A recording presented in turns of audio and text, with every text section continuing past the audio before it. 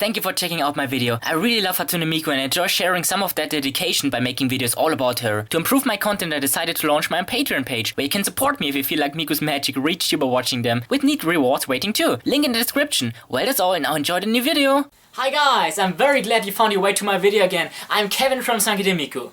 This is another video about Hatsune Miku vs. Diva Future Tone. Probably the last video I make about this particular game. I will talk about some more songs I didn't cover in previous videos, but it will not be just one category this time, oh no. I will talk about some more hardest songs, best PVs, most fun songs, and also worst PVs for once, in just one video, all scrambled together, so it will be a very fun ride, I'm sure.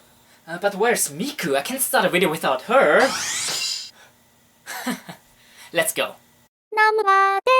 A recent addition to the arcade and a blast to play is 1925. The tempo isn't that fast, but constant overlapping presses are required. You have to keep on your toes because the button combinations change all the time. In one part later, the order of two button presses is alternating, which can confuse you if you're not careful. Something I'm not usually a fan of is the mix between a double and single note, but when it happens at that tempo, it's not that bad and really a nice challenge. Now it gets really fun, the instrumental. I love pulling this off. I'm still not good at uneven changes, but as I said, good to practice at its relatively tame speed. Yeah, that solo really confronts you with everything but even changes. After some more of these mixes between doubles and singles, there's only the final solo left, which is without a doubt the hardest task in the song. Very fast strings of 3 notes, consisting out of all different buttons. What an end to a song with a perfect balance between difficulty and fun.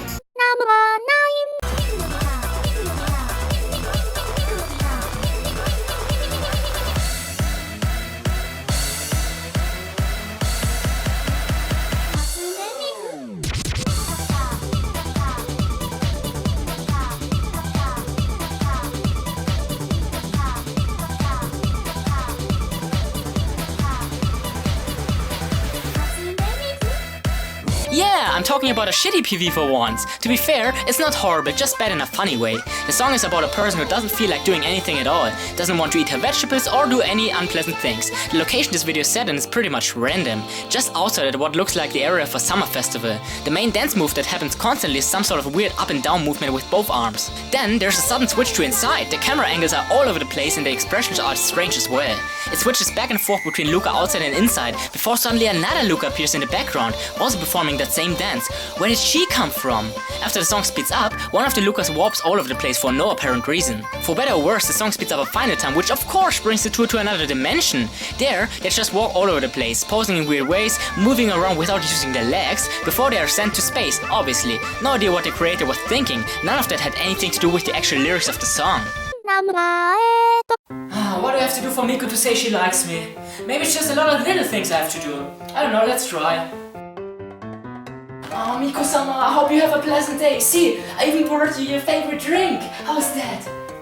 There's some dust where you sit? Oh my god, sorry Miku-sama. That can't be true. Please forgive me. No, there's no dust anymore. Gee, you must be cold, Miku-sama. Here, I brought your blanket, don't worry. It's no use. She isn't even reacting at all. I guess that just leaves the ultimate proof of love. Oh my god.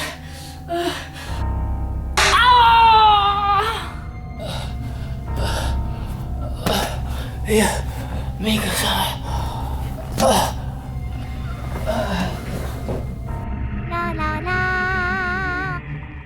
Just a disclaimer, there's obviously some debate over the exact details of the meaning implied in the song and especially the Diva PV, but hey, the following is just my take on it. So Yubi Kid is about a rather poor girl, the one with black hair in the video, who's so much in love with that other lady, she even hates when she would just look at another person. She proves her love by cutting off her pinky. Why? Well, the song title means pinky promise. In ancient Japan it was a tradition to cut off that finger and give it to the person you're in love with when that happens for a prostitute falling for a client. That's why the other girl is kinda dressed like that in the video, and just have a look, at the end of the PV the black-haired Miku offers a suspicious box to her beloved containing just that. In the scene with the knife prior, she cut it off. For her it was more important to show how determined she was rather than staying in one piece, but losing her loved one for the whole life. Anyway, there's a lot of background. That is the story, but it's presented very well in the Diva PV. The poor Miku, so to say, is lost in thoughts, lying down in her small apartment, thinking about her flame who lives in a much flashier looking town and home in general. The whole video goes back and forth between the two a lot. In one later scene there's an especially cool effect where both switch between each other standing in the same room.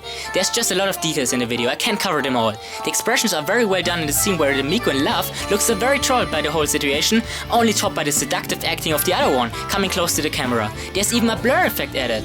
Well, after more scenes where Miku was thinking about what to do, standing outside in the rain and in thoughts with a flower, there's the cool scene with rapid cuts in the video. In the end, she really takes these drastic steps, following the old tradition to prove her love.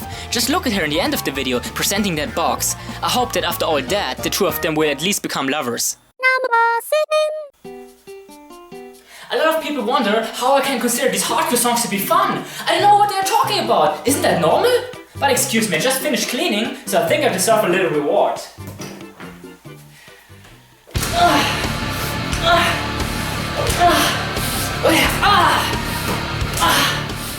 I see the comments on this one already. I know some of you don't think a song this hard is fun. What can I say? If you reach a certain level, harder means more fun, unless it's just overkill for your current skill level.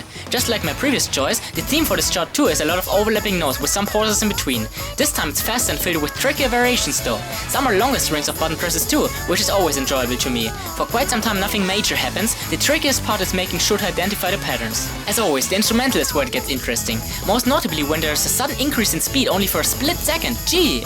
That one chain of multiple presses is something I'm too slow to process as of now. Fortunately, the chart gets a bit easier afterwards again. I actually take pleasure in all the fast multiple notes added to the mix, just feels so good to pull them off. Very cool chart. Another weird PV. The story behind the song apparently was a song contest where the winning song would be included in Project Diva Arcade, and the author for this one just composed something with random lyrics. When he actually won, he was so confused he literally called the song "How Could That Happen?" That's the title. What the heck? So what about the video? First thing you notice is that there's a static illustration that never changes. It's actually rather cute. In front of that, Miku performs all kinds of shenanigans. I don't even know why I should explain them in detail. They're random dance moves, running around, warping around, stop motion effects and more. The part where she appears at the top and then bottom of the screen actually follows the lyrics. That's pretty much all I have to say. I'm sure the author of this video had a blast creating it, and what do you know? Mainly because of all the close-ups, it's actually pretty hilarious watching it. This is no mistake. I don't label this as one of the hardest but most fun songs. Of course it's really both, but oh well. For the majority of this jazzy tune, you're just expected to play with the pace of Mako's voice, which isn't all that fast, so it's not a major problem. Sure, with that kind of rhythm you can always mess up and get a save, but you will most likely not struggle here. So why is this song here? I'm sure most of you see this one coming. It's when Mako's not singing when things get serious. This song features various piano solos and man are they difficult. Hard, but still so addicting to play. I always kinda get into a flow when I'm in these parts.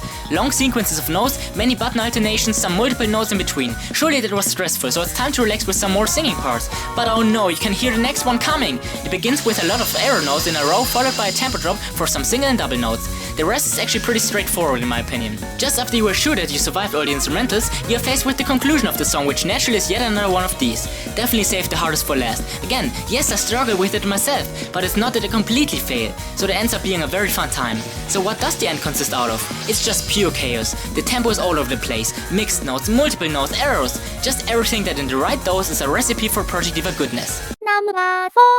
We follow Luca on a day of a grim office job. She isn't happy with that monotonous way of living at all. In fact, all of her life up to now was dictated in a way, and her achievements neatly fit on a piece of paper, her resume. So what exactly does she do? Well, many small things. I like the video's attention to detail. She turns on a coffee machine before sitting down, typing in her own name and the keyword popular in the search bar, but there are no results. This is kind of breaking the fourth wall, but also a symbol of what Luca would much rather do instead of a dual job, being a singer I assume. We get to see all kinds of schedules on the whiteboard and some statistics, which Luca casually manipulates. Don't tell her boss. Now the coffee's ready, but too hot to drink. And what's that new mail? This is actually very interesting. I always thought this was related to her work, but as it turns out, Luca was applying for a different job, most likely in the music business. But unfortunately, she receives a rejection. Man, the look on her face after reading this. It's really obvious she wants to break free of her preset life pattern. After a phone call, Luca decides to leave. While in the elevator, she's wondering what went wrong in her life. Everybody else seems to be so far ahead of her. You can feel her frustration just by looking at her. Luckily, she's determined to find a way. Luca runs outside, feeling free again, being sure she will be able to make her dream come true. To make it clear she wants to leave her old life behind, she uses her CV as a paper plane and throws it into the wind. What a message. So, how do I improve poor people? Oh, I know!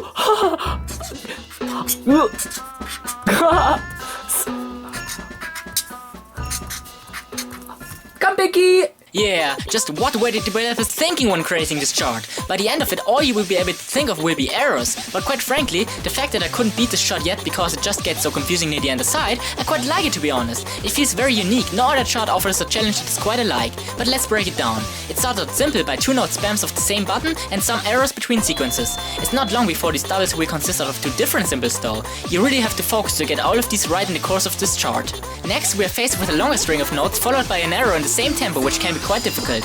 You have to switch from the last button press to the stick on the DualShock very quickly. The same pattern will reoccur a few times in the song. Well, as we continue, they add more and more arrows to the mix, some double arrows and even triplets consisting out of 3 different notes. Even after so many play arrows, I find myself messing these up from time to time. So far so good. Challenging, but nothing I couldn't deal with. Well, that's about to change in the second half of the song. First part I can't quite process yet is when they alternate between arrows, double arrows and normal notes. The layout is just puzzling. Time to cool down a bit with some easy extended arrows before I completely lose all hope of completing this song, when they alternate between 2 buttons at the same time, then a single note and some arrows in variable arrangements. I'm sure it's doable with some practice, but it's really asking a lot not to lose track in the process of playing this confusing mix of challenges that this chart provides you with. Number 2.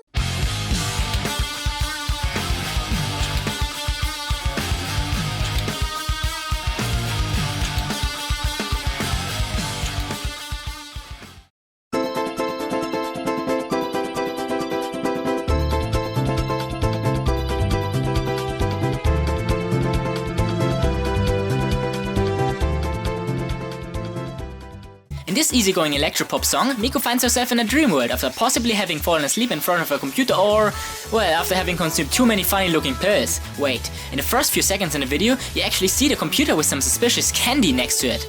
As if time stopped, Miku's floating next to it, a symbol of her entering the dream world. Once the trippy stuff is over with, Miku's greeted by a creepy rabbit that wants her to give a tour through his magic amusement park.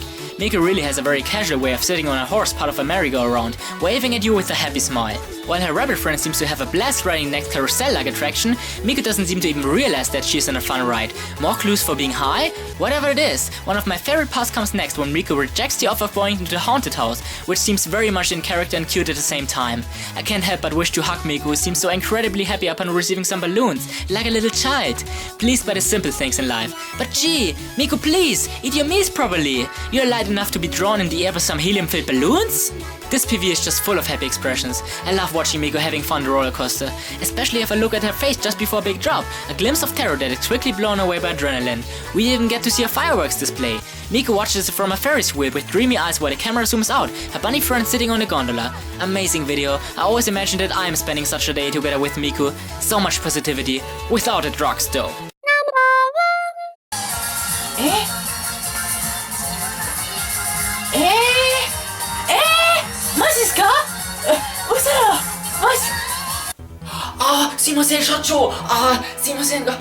Don't you think the extra extreme chart was just too hard because PlayStation 4 port how to play impossible.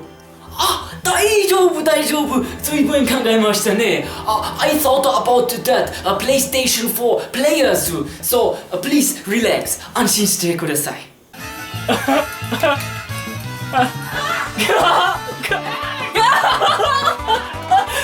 問題ないっすね完璧じゃん No problem ですね大丈夫 In essence, I'm very thankful for the arcade chart to actually follow the songs much more closely, especially in the updated extra extreme versions. But this chart is just too much. All of these long strings of spams that are even different buttons is something unheard of in the home console versions of this franchise. Very fun to play in fact up to a certain part.